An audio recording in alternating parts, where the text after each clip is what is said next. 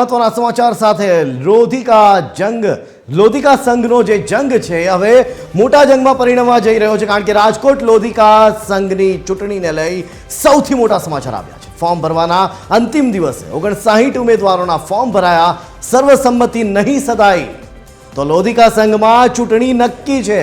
જયેશ રાદડિયા અને પ્રશાંત કોરાટનું જૂથ આમને સામને છે, ત્યારે રાદડિયા જૂથના 7 ઉમેદવારોએ મેન્ડેટ વગર ફોર્મ ભર્યા અને નીતિન ઢાકેચા અને નરેન્દ્રસિંહ જાડેજા બિનહરીફ થઈ ગયા છે। ત્યારે તારીખ 28મી ઓગસ્ટના રોજ ચિત્ર સ્પષ્ટ થશે।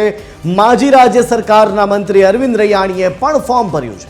બંને પક્ષો વચ્ચે સમાધાન કરાવવામાં હાઈકમાન્ડ સક્રિય છે, ત્યારે ભારે રસપ્રદ બની ગઈ છે આ લોધિકા સંઘની ચૂંટણી। હાલ જો વાત કરવામાં આવે, તમામ ફોર્મ ભરાઈ ગયા છે અને હવે પાર્ટી કોને મેન્ડેટ મોકલે છે એના ઉપર જ તમામની નજર છે। ત્યારે તમામ આગેવાનો શું કહી રહ્યા છે આ સમગ્ર મામલે સાંભળીએ।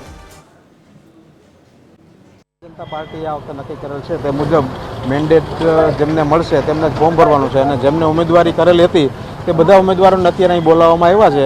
બધા પોતપોતાનું ફોર્મ ભરીને રાખશે। પાર્ટી જેમને મેન્ડેટ આપશે એ ફોર્મ રજૂ કરવા જશે। બરોબર, કેટલા લોકો દાવેદાર કેટલા હતા? દાવેદાર લગભગ 15 સીટ છે, 30 ઉપરના દાવેદાર હતા, એટલે બધી સીટમાં 2 દાવેદાર ગણી શકાય।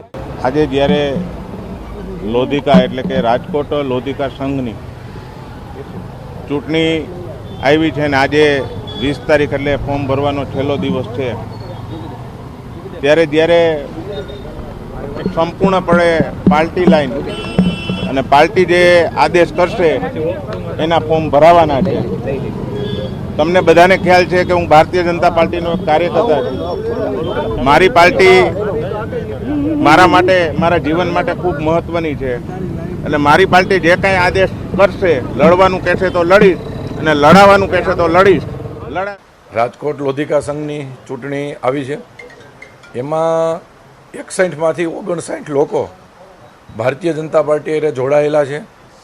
અત્યારે અમે તમામ લોકોને, આજે તમામ લોકોના જેને એમને દાવેદારી કરી હતી એ બધા જના આજે સવારથી અમે ફોર્મ લઈ લીધા છે અને તમામ લોકોના ફોર્મ અત્યારે અમે જમા કરાવી દઈશું। પછી પાર્ટીમાંથી આગળ જે કંઈ નિર્ણય થાય એટલા લોકો ફોર્મ રાખશે। બધાએ એકારે સંમતિ બતાવી છે, એટલા લોકો ફોર્મ રાખશે, બાકીના લોકો ફોર્મ ખેંચી લેશે। એટલે અત્યારે જેની ઈચ્છા હોય એ બધાને અમે ફોર્મ ભરવાની છૂટ આપી છે। પછી જે પાર્ટી નિર્ણય લે એવી રીતે ફોર્મ રાખશે, બીજા બધા ફોર્મ ખેંચી લે એવો હાલ તબક્કે નિર્ણય કરવામાં આવ્યો। તો જે રીતે આપણે સાંભળ્યું એ રીતે કે પાર્ટી નક્કી કરશે, પક્ષ નક્કી કરશે કે કોને મેન્ડેટ આપવું અને જેમને મેન્ડેટ મળ્યું એ તમામ ફોર્મ માન્ય રખાશે અને ત્યારબાદ બાકીના તમામે ફોર્મ પરત ખેંચવાના રહેશે। એક રીતે જોવા જઈએ તો જયેશ રાદડિયા અને પ્રશાંત કોરાટનું જૂથ આમને સામને આવી ગયું હોય હાલ એમ પ્રતીત થઈ રહ્યું છે અને એ જ કારણથી પાર્ટી પણ હાલ અત્યારે કંઈ પણ કહેવા માટે તૈયાર નથી, કોને મેન્ડેટ મળશે એ પણ કહેવા માટે તૈયાર નથી। આ જ મામલે વિસ્તારથી વાત કરવા માટે આપણી સાથે સંવાદદાતા રવિ મોટવાણી જોડાઈ ચૂક્યા છે રાજકોટથી। રવિ, તમારી પાસેથી જાણવા માંગીશું કે બે જૂથ આમને સામને આવી ગયા હોય હાલ એમ પ્રતીત થઈ રહ્યું છે, શું છે વધુ વિગતો? ખાસ કરીને વાત કરવામાં આવે, રાજકોટ લોધિકા સંઘ છે તે સૌથી મોટું સંઘ ગણવામાં આવે છે અને આ સંઘ ઉપર જેનું પ્રભુત્વ હોય તેનું સહકારી ક્ષેત્રે ઘણું મહત્વ પણ રહેલું છે। તેથી જ આ સંઘ ઉપર આ જે જયેશ રાદડિયા જૂથ છે અને પ્રશાંત કોરાટ જૂથ છે, બંને જૂથ પોતાનું સત્તા મેળવવા માટે પોતાનું પ્રયત્ન કરી રહ્યા છે અને પોતાનું એડી ચોટીનું જોર લગાવી રહ્યા હોય તે વાત પણ નકારી શકાય નહીં। આજે ફોર્મ ભરવાનો જ્યારે છેલ્લો દિવસ હતો ત્યારે 59 જે ઉમેદવારો છે પોતાના ફોર્મ ભર્યા છે। ખાસ કરીને વાત કરવામાં આવે ડિરેક્ટરોની તો નરેન્દ્રસિંહ જાડેજા જે પૂર્વ ચેરમેન હતા તે ડિરેક્ટર તરીકે બિનહરીફ થયા છે અને એની પહેલાં જે ચેરમેન હતા નીતિન ઢાકેચા તે પણ બિનહરીફ થયા છે। પરંતુ ખાસ કરીને વાત કરવામાં આવે આ ચેરમેન બનવા માટે અને ડિરેક્ટર બનવા માટે રેસમાં અરવિંદ રૈયાણી પૂર્વ મંત્રી અને પૂર્વ ધારાસભ્ય છે તે પણ રેસમાં છે, તે પણ પોતાનું એડી ચોટીને જોર લગાવી રહ્યા છે। તેને છે પ્રશાંત કોરાટ છે તે મદદરૂપ થઈ રહ્યા છે, તેની પાસે તેમનું બેકગ્રાઉન્ડ છે। તો સામે વાત કરવામાં આવે જે નીતિન ઢાકેચા તે ચેરમેનના જે દાવેદાર ગણવામાં આવે છે તેને જયેશ રાદડિયા બોઘરા સહિતના જે આગેવાનો છે તેનું પીઠબળ મળી રહ્યું છે।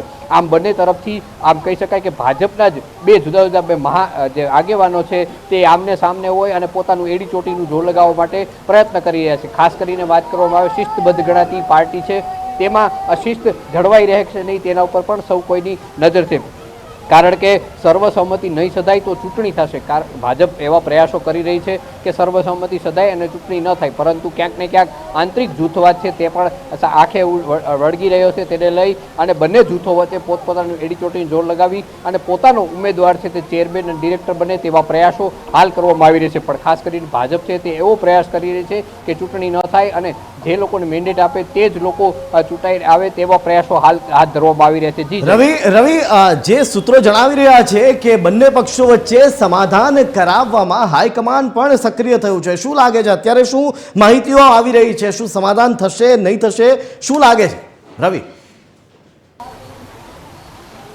જય, ખાસ કરીને વાત કરવામાં આવે આ જે લોધિકા સંઘની જે ચૂંટણીની વાત કરવામાં આવે તો કારણ કે ભાજપ એવી જ ઈચ્છા રાખતું હોય છે કે ચૂંટણી ન થાય, જેને તે મેન્ડેટ આપે તે જ આગળ આવે. પરંતુ હાલ બંને પક્ષો પોતાનું એડી ચોટીનું જોર લગાવી રહ્યું છે. અત્યારે સમાધાનના કોઈ આસાર હાલ દેખાય નહીં, એટલે જ ભાજપે આજે મેન્ડેટ ના આપી અને આ થોડોક ટાઈમ લીધો હોય તેવા વાતાવરણ પર સર્જ્યું છે. કારણ કે નકર ફોર્મ ભરાવા હોય તેથી જ મેન્ડેટ આપી દઈએ તો સર્વસંમતિ થઈ ગયું સાબિત થઈ જાય. પરંતુ મેન્ડેટ આજે નથી આપવામાં આવ્યા. તેમણે એવું આગળ બહાનું ધર્યું છે પ્રશિક્ષણ શિબિર ચાલુ છે તેને લઈને મેન્ડેટ આપવામાં આવ્યા નથી. તો ક્યાંક ને ક્યાંક એ વાત નકારી શકાય નહીં કે સર્વસંમતિ હજુ સુધી સધાઈ નથી એટલે જ મેન્ડેટ આપવામાં આવ્યા નથી. મેન્ડેટ નથી આપવામાં આવેલો, સર્વસંમતિ થઈ નથી અને બંને વચ્ચે હજી ખટરાક છે ચાલુ છે તે વાત નકારી શકાય નહીં. જી જય.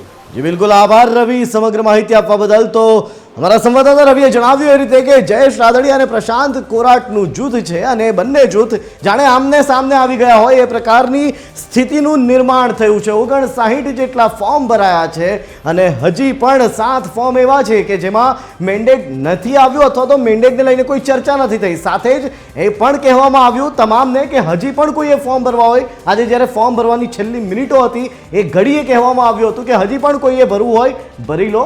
આખરી નિર્ણય હાઈકમાન્ડ લેશે.